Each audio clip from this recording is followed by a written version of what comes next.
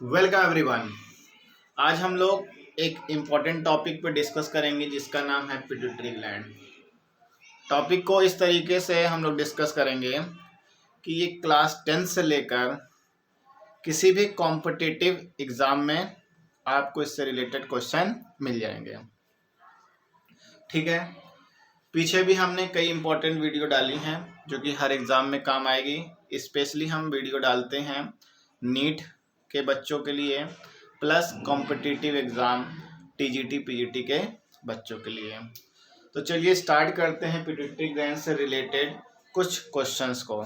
इसको हम दो पार्ट में बनाएंगे क्योंकि पिट्यूटरी ग्लैंड में दो पार्ट है, मेन दो पार्ट है, एंटीरियर और पोस्टीरियर, और फिर मिडिल पार्ट भी है तो उसको पोस्टीरियर में ही हम कवर कर लेंगे।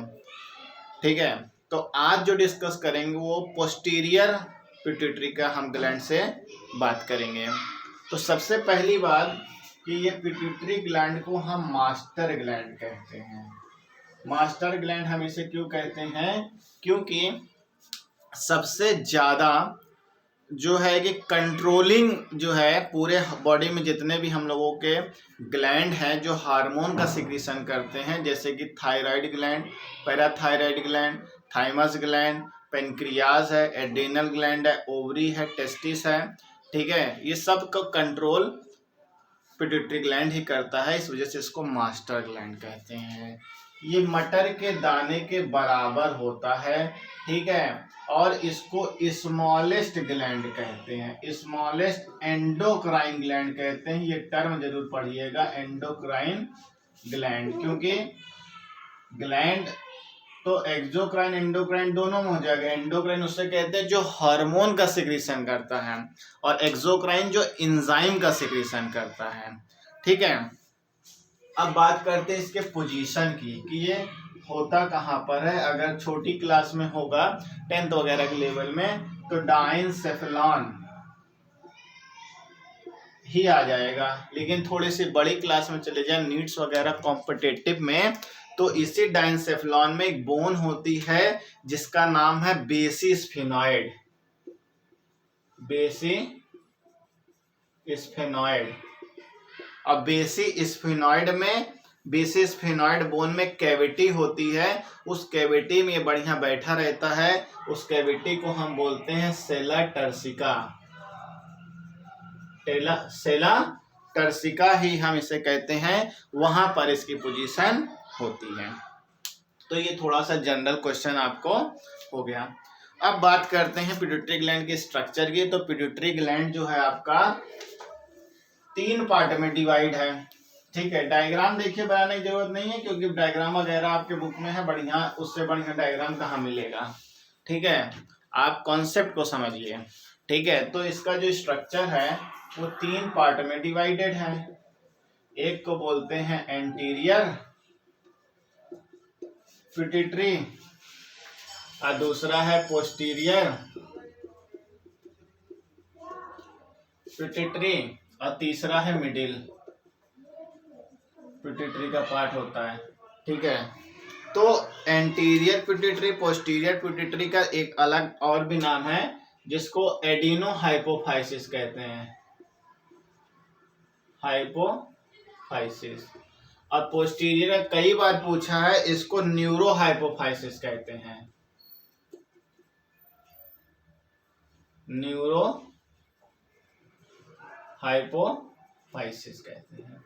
हम लोग डिस्कस पोस्टीरियर पिट्यूटरी की करेंगे। ठीक है। पोस्टीरियर पिट्यूटरी की आज बात करेंगे। तो देखिए पोस्टीरियर पिट्यूटरी की अगर बात करें तो यहाँ पर 2 हार्मोन सिक्रीट होता है, दोनों बहुत इंपॉर्टेंट हार्मोन है। एक का नाम है ऑक्सीटोसिन और दूसरा का नाम है वैसोप्रेसिन। ठीक है। इससे रिलेटेड क्वेश्चन को हम बात करेंगे। तो ऑक्सीटोसिन और वैसोप्रेसिन की बात करेंगे। ठीक है। तो ऑक्सीटोसिन में इससे रिलेटेड क्या क्वेश्चन पूछता है? तो देखिए ऑक्सीटोसिन, सबसे पहला काम इसका जो है ऑक्सीटोसिन का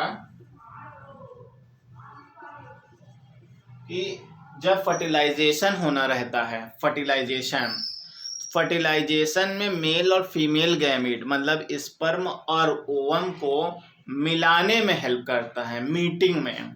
ठीक है, सबसे पहला पॉइंट क्या हो गया, helps in meeting the sperm and ovum during fertilization. तो फर्टिलाइजेशन के समय स्पर्म और ओवम को फर्टिलाइजेशन ने मदद किया। अगर फर्टिलाइजेशन हो गया, ठीक है, तो प्रेगनेंसी हो गई, तो प्रेगनेंसी हो गया तो फिर डिलीवरी भी होगी। तो डिलीवरी के समय जो लेबर पेन होता है, तो वो लेबर पेन में यूट्रस का कॉन्ट्रैक्शन होता है।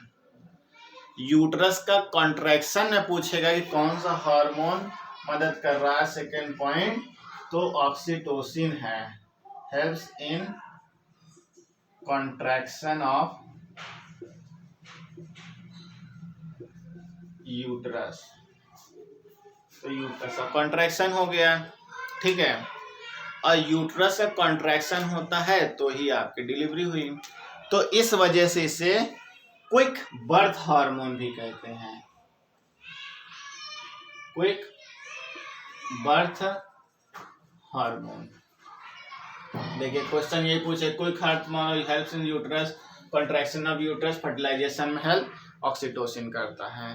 प्लस इसे हम लविंग हार्मोन कहते हैं। लविंग हार्मोन क्यों कहते हैं, लविंग हार्मोन इसलिए कहते हैं, अब जब डिलीवरी हुई तो बेबी जो है कि इस दुनिया में आ गया, ठीक है, वर्ल्ड में आ गया, तो माँ के प्रति बच्चे को एक प्रेम जागृत होता है, प्यार जागृत होता है। तो इस वजह से इसे लविंग हार्मोन कहते हैं, क्योंकि ऑक्सीटोसिन यहाँ सीक्रेट हो रहा है। प्लस अब बर्थ तो हो गया बेबी का, तो उसे पोषण की ज़रूरत होगी, फूड की ज़रूरत होगी, खाने की। तो छोटा बच्चा है, सॉलिड फूड तो खाएगा नहीं, वो मिल्क पे ही डिपेंड होगा। तो मिल्क का इजेक्शन, मदर के बॉडी में मिल्क का इजेक्शन जो हेल्प करता है वो ऑक्सीटोसिन है, helps in ejection of mother milk. Mother milk के एजेक्शन में यही मदद करता है। प्लस ऑक्सीटोसिन को एक दूसरे नाम से भी जानते हैं, जिसको कीटोसिन हार्मोन कहते हैं। कीटोसिन बहुत इंपॉर्टेंट टर्म है, कीटोसिन हार्मोन है, ठीक है। ऑक्सीटोसिन तो जान गए थे, कीटोसिन भी जान जाइए, तो ये पूछ लेता है, ये आपके ऑक्सीटोसिन से रिलेटेड हो गया। अब हम बात करते हैं वेसोप्रेसिन की। वेसोप्रेसिन, देखिए वीडियो बहुत लंबी करने से कोई मतलब नहीं है, छोटे छोटे कंटेंट आप लीजिए और उसको देखिए, अपने नोट कर लीजिए, आपके लिए सबसे अच्छा है। अब बात करते हैं क्या, वेसोप्रेसिन की। वेसोप्रेसिन का क्या रोल है हमारे बॉडी में, तो वेसोप्रेसिन के भी दो नाम हैं। वेसोप्रेसिन का दो नाम है, तो वो दो नाम क्या है कि एक इसको एडीएच हार्मोन कहते हैं, एंटी डायूरेटिक हार्मोन, और दूसरा पिट्रोसिन हार्मोन। क्या कहते हैं, पिट्रोसिन हार्मोन है।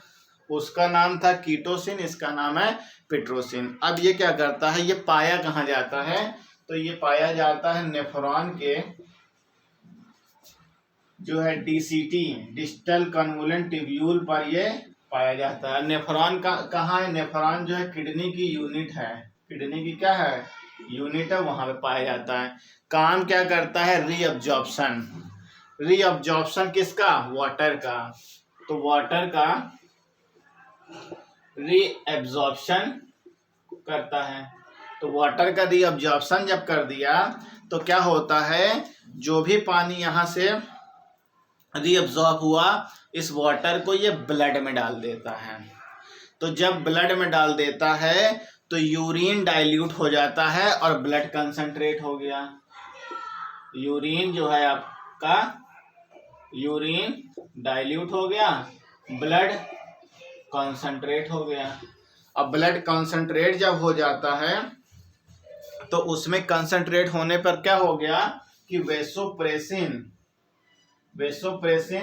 कम होता है तब ऐसा हो जाता है, डिक्रीज करने पर। और जब यूरिन डाइल्यूट हो जाता है तो यूरिनेशन बढ़ जाता है। यूरिनेशन बढ़ने को ही हम कहते हैं डायबिटीज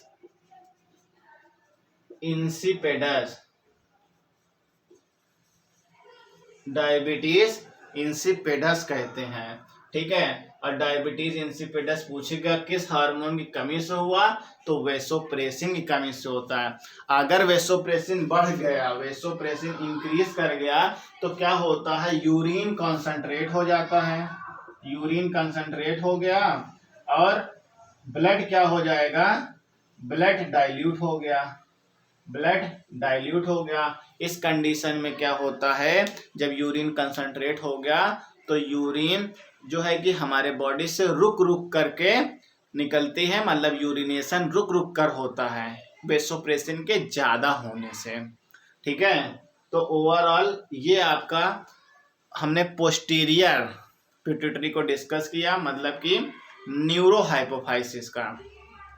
प्लस इसमें 2 क्वेश्चन और है, मतलब कि पोस्टीरियर और एंटीरियर पार्ट से दोनों से रिलेटेड है कि पोस्टीरियर पार्ट में एक स्पेशल टिश्यू होता है जिसे हम हेरिंग्स बॉडी कहते हैं पोस्टीरियर पार्ट में, और एंटीरियर पार्ट में स्पेशल ब्लड का सर्कुलेशन होता है जिसे सर्किल ऑफ विलिस कहते हैं।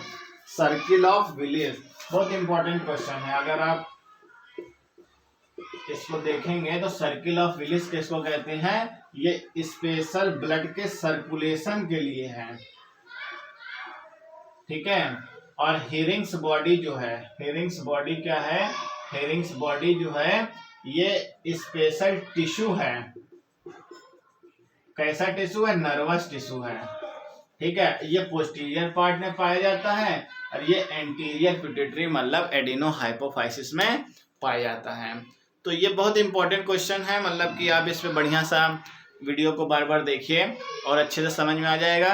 अगर कंटेंट समझ में आता है आपको तो इसको बढ़िया लाइक करिए, कमेंट करिए, सब्सक्राइब करिए, जितना ज़्यादा हो सकता है अपने फ्रेंड्स को शेयर करिए। Thank you, good bye.